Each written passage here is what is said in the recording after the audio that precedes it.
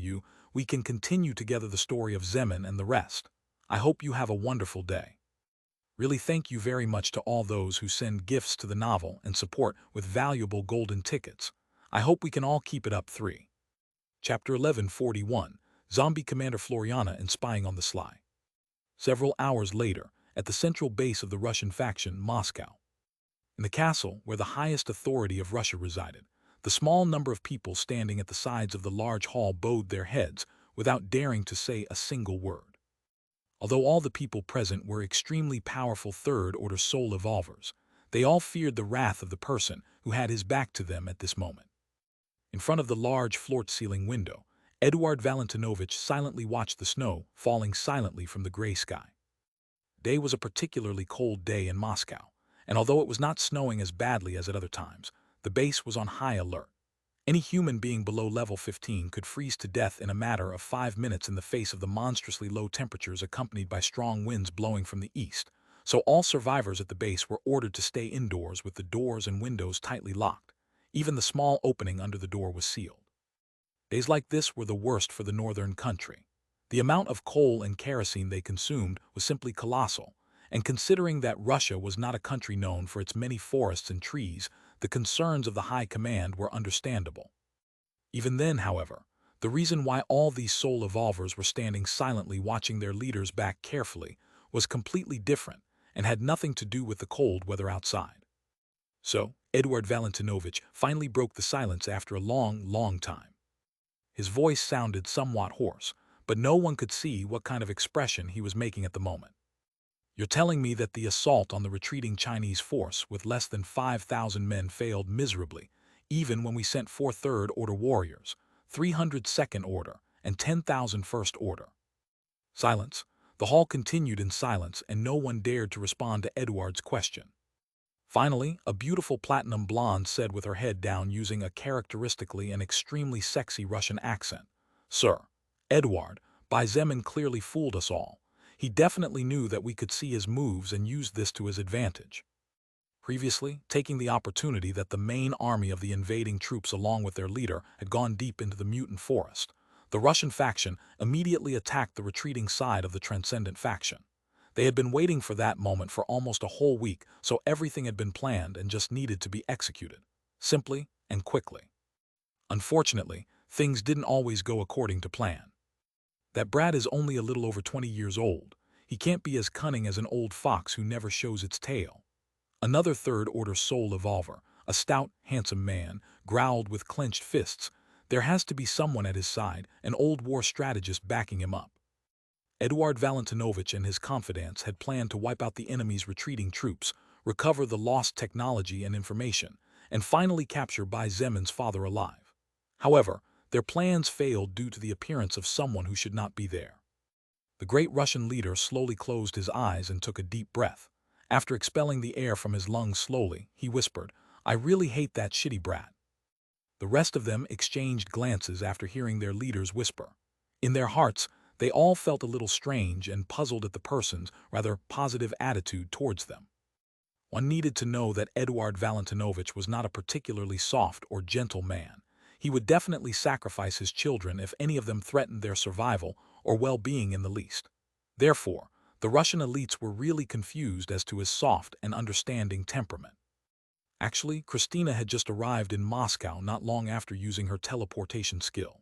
She had already briefed Eduard on the battle against the giant Mana-Eater tree, the unexpected appearance of the Saint of the Absolute, and the final one-attack clash between Bai Zemin and the Saint of the Absolute after the fall of the Mana-Eater. It was not until after realizing the extent of the transcendent leader's power that Eduard forced himself to appease much of his anger. Otherwise, Christina feared that several heads would be rolling on the ground right now. Seeing that no one said anything, she stepped forward and used her baby voice to express her thoughts. "This boy, Bai Zemin, is very smart. It's not for nothing that he has such great achievements despite his young age, and it's not unfair for Yuan Wenchen to have lost his position. Who would have thought that cunning little boy would actually camouflage a stone golem to make it pass for that great mutant ant? Besides, in our database, there is no information regarding such a strange skill as the one that was used on the battlefield." To begin with, the Russian troops sensed that something was not right when after attacking the enemy troops by surprise they saw no panic or disbelief in the eyes of the other side. All they saw was mockery and contempt in the enemy's face, almost as if they had been waiting for them for a long time. Except for the very small advantage that the Russian troops managed to take at the beginning, and which did not last more than 30 minutes, the soul evolvers of the Transcendent faction quickly turned the tables on them. In the end, had it not been for 3 third-order soul evolvers joining forces to forcibly restrain Chen He, the 4th third-order soul evolver would not have been able to lock Bai Delan using an epic grade treasure called the Lightning Birdcage. Just as the Russian troops were preparing to teleport Bai Delan to Moscow, a strange bright red portal appeared in the middle of the battlefield.